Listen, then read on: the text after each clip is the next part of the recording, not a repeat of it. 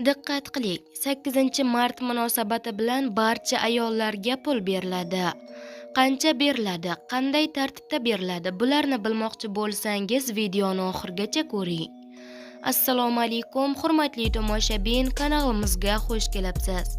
Shu kabi rasmiy xabarlardan birinchilardan bo'lib xabardor bo'lishni istasangiz, kanalimizga obuna bo'lib, like tugmachasini bosib qo'yishni unutmang.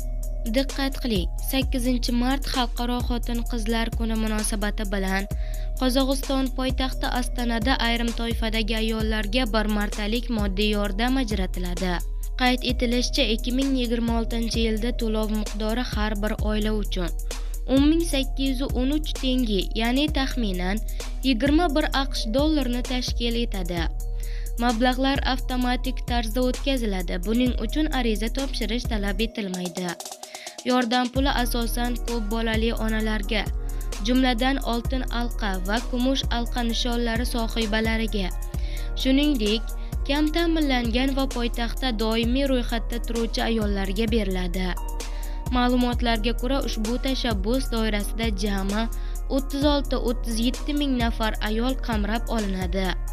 To'lovlar mahalliy byudjet hisobidan moliyalashtiriladi.